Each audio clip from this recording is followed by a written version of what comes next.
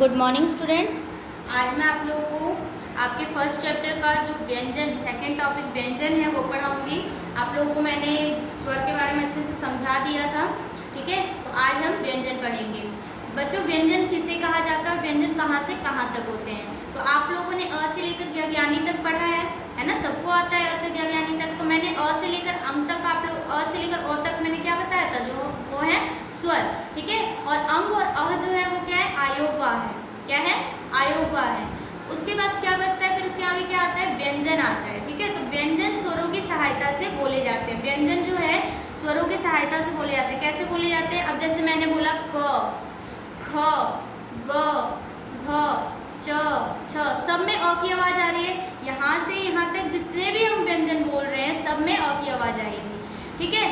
तो जो व्यंजन है, ठीक है, उनको बोलने में हमें स्वरों की सहायता, स्वर यानी अ से लेकर अ तक हमारे स्वर है ना, तो स्वर अ की सहायता हमें लेनी पड़ती है, ठीक है। बिना अ की सहायता के हम व्यंजनों को नहीं बोल सकते हैं। व्यंजन कहाँ से कहाँ तक होते हैं बच्चों, तो व्यंजन जो है वो हमारे क से लेकर ह तक होते हैं, ठीक है। यहाँ तक बोलने में क से लेकर ह तक जब बोलेंगे हम, तो सब में सब जितने भी अक्षर है उस सबको बोलने में अ की आवाज आएगी। इसीलिए कहते हैं व्यंजनों को बोलने में स्वरों की हेल्प लेनी पड़ती है, ठीक है। तो आप लोगों को मैंने बताया कि जो व्यंजन है वो कहाँ से कहाँ तक होते हैं, क से लेकर ह तक जो है वो हमारे व्यंजन है। कहाँ से कहाँ तक, क से ह तक, क, ख, ग, घ, ड़, च, छ, ज, झ, ड़, यहाँ ये सब जो है हमारे व्यंजन है, ओके। ये देखिए यहाँ तक ह तक व्यंजन है। अब आता है छ, त्र, ज्ञ और श्र क्या है, ठीक है। ये भी तो आता है, अ से ज्ञानी तक जब पढ़ते हैं हम वर्णमाला तो उसमें ये भी आता है। तो ह तक तो हो गया व्यंजन, अ से अ तक हो गया स्वर। तो ये क्या है, तो बच्चों इन्हें संयुक्ताक्षर बोला जाता है। संयुक्ताक्षर क्यों बोला जाता है, क्योंकि ये दो व्यंजनों से मिलकर बना होता है, इसीलिए संयुक्त मतलब एक साथ मिलकर बनना, ठीक है। दो व्यंजनों को जोड़ने से ये बना होता है, इसीलिए इसको संयुक्ताक्षर बोलते हैं। ना तो इसे व्यंजन बोलते हैं और ना ही स्वर बोलते हैं। क्या बोलते हैं इसे, संयुक्ताक्षर, संयुक्त अक्षर, ठीक है, जो दो व्यंजनों के मिलने से बना है। जैसे यहाँ पे देखिए क प्लस श क्या बना है छ, त प्लस र क्या बना है त्र, ज प्लस य क्या बना है ज्ञ, श प्लस र क्या बना है श्र, ठीक है। तो ये दो व्यंजनों के मिलने से, ये आपको लर्न करना है कि किसके मिलने से क्या बना है, ठीक है। तो ये दो व्यंजनों से मिलकर बना होता है, इसीलिए इसे संयुक्ताक्षर कहते हैं, ओके। अब आता है वर्णों के समूह को वर्णमाला कहते हैं। वर्णों के समूह को वर्णमाला कहते हैं। जैसे क्या वर्णों का समूह, यानी कि अ से लेकर जो ज्ञानी तक है वो क्या एक ग्रुप है ना, ग्रुप में ही तो लिखा रहता है। जैसे पहले ऊपर अ से अनार अ आ ई तो एक ग्रुप बना के ही लिखा रहता है, ठीक है। तो उसे क्या बोला जाता है बच्चों, वर्णमाला बोला जाता है। अब जैसे फूल की माला होती है तो एक एक फूल को लगाने से ग्रुप में क्या बन जाता है, फूलों की माला बन जाती है। उसी तरीके से वर्णों को ग्रुप में रखने से क्या बन जाता है, वर्णमाला बनता है, ठीक है। तो वर्णों के समूह को, यानी कि वर्णों के जो ग्रुप होता है उसको क्या कहा जाता है, वर्णमाला कहा जाता है। यानी कि अ से ज्ञानी तक क्या है, वर्णमाला है। अब आता है अ।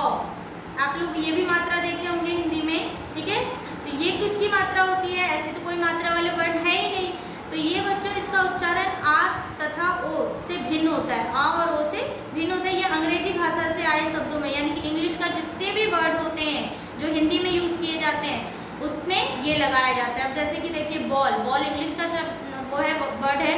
डॉक्टर इंग्लिश का वर्ड है। तो जितने भी इंग्लिश के वर्ड होते हैं, चॉकलेट, ठीक है, हॉल, जितने भी इंग्लिश के वर्ड हैं वो अगर हिंदी में यूज होते हैं तो उसमें अ की मात्रा लगाई जाती है, ठीक है। यह चंद्र बिंदु से भी भिन्न होता है, यानी कि चंद्र बिंदु से, चंद्र बिंदु की आवाज कैसी आती है, न की तरह आती है, आ, जिसकी आवाज नाक और मुंह से निकलती है, जैसे आंख, कंघी, ठीक है, इस तरीके से। लेकिन ये जो है इसका साउंड कैसा होता है, अ की तरह होता है, जैसे बॉल, डॉक्टर आदि, ठीक है। इसके मध्य बिंदु नहीं होता है, इसके बीच में बिंदु नहीं होता है, और चंद्र बिंदु में ऐसे बिंदी दिया होता है, ठीक है। अब आता है शब्द। शब्द किसे कहते हैं बच्चों, तो पहले क्या पढ़ना था हम लोगों को, स्टार्टिंग में चैप्टर का नाम जो है वो क्या है, देखिए वर्ण, शब्द और भाषा। तो हम हम वर्ण के बारे में पढ़ लिए, अब हम शब्द के बारे में पढ़ेंगे। ठीक है, शब्द क्या होते हैं? तो बच्चों जैसे कि मैंने यहाँ लिखा क प्लस म प्लस ल। ठीक है, तो इसमें मैंने एक एक वर्ण को जोड़ा है। ठीक है, जिससे जोड़ने से क्या बना है? कमल बना है ना? जिसके जोड़ने से क्या बना है? कमल बना है। तो वही है, दो या दो से अधिक वर्णों के सार्थक यानी सही समूह रखना चाहिए। सब सही वर्ण रखने पर ही क्या बनेगा? सही शब्द बनेगा। ठीक है, अगर मैं यहाँ लिखती हूँ, पहले म लिख देती हूँ, फिर ल लिख देती हूँ और फिर क लिखती हूँ, तो क्या बन जाएगा? मलक। तो ये शब्द क्या हो जाएगा? निरर्थक हो जाएगा। ये गलत है, ये रॉन्ग है, ये राइट है। ठीक है, तो ये सार्थक शब्द होगा। तो दो या दो से अधिक वर्णों के सार्थक समूह को शब्द कहते हैं। सार्थक मतलब जिसका सही अर्थ निकले। कमल का अर्थ क्या है? फूल। ठीक है, तो जिसका सही अर्थ निकले वही शब्द कहलाता है। ठीक है, अब जैसे यहाँ पे देख लीजिए, न प्लस य प्लस न क्या बनेगा? नयन। नयन का मतलब क्या होता है? आँख। ग प्लस ज गज। गज का मतलब होता है हाथी। न प्लस ल नल। नल का मतलब होता है। ठीक है, इन सब का अर्थ निकल रहा है। अगर हम इसको उल्टा सीधा लिखते हैं, आगे पीछे करके लिखते हैं तो ये सब जो हो जाएगा निरर्थक शब्द हो जाएगा, जिसका कोई अर्थ नहीं निकलेगा। ठीक है, तो दो या दो से अधिक वर्णों को जब हम ग्रुप में रखते हैं और जिसका जो सार्थक समूह बने जिसका, वही शब्द कहलाता है। यानी कि वर्णों के मेल से शब्द बनते हैं। ओके, अब आता है संयुक्त वर्ण। संयुक्त वर्ण किसे कहा जाता है? जब दो वर्णों को जोड़कर लिखा जाता है, यानी कि दो वर्णों को एक साथ जोड़कर लिखा जाता है तो वर्णों को संयुक्त वर्ण कहते हैं। जैसे छ, त्र, ज्ञ तथा श्र संयुक्त वर्ण है। ठीक है, अब जैसे ये संयुक्त अक्षर जो पढ़ाया था अभी आपको मैंने, ठीक है, ये भी क्या है? संयुक्त वर्ण ही है, क्योंकि यहाँ पे दो वर्णों को जोड़ के लिखा गया है। ठीक है, उसी तरीके से ये सभी दो वर्णों के मेल से बने। इसका रूप बदल गया है, लेकिन कुछ वर्णों से अ हटाने के बाद उन्हें यह अन्य वर्णों में मिलाकर प्रयोग में लाया जाता है। उन्हें ही संयुक्त वर्ण या संयुक्त अक्षर कहते हैं। अब यहाँ पे देख लीजिए, जैसे क में से अ हटा हुआ है। जिस भी वर्ण में, व्यंजन में ऐसा चिन्ह लगा हो, ठीक है, हल जैसा चिन्ह लगाओ, तो उसका मतलब जैसे क बोलने में अ की आवाज़ आती है ना, स्वर की सहायता लेनी पड़ती है ना, लेकिन अगर हम ऐसे लिख देंगे तो इसका मतलब इसमें अ नहीं है। ठीक है, तो यहाँ पे स्वर रहित क लिखा गया है और फिर पूरा क लिखा गया है, जिससे क्या बना है? मक्का। तो ये ऐसे जिसमें एक वर्ण दो बार रिपीट होता है, एक साथ लिखा जाता है, ठीक है, रिपीट करके, उसे क्या कहते हैं? संयुक्त वर्ण कहते हैं। जैसे यहाँ पे देख लीजिए, मक्का, चक्का, बच्चा, कच्चा आदि ये सब लिखा हुआ है।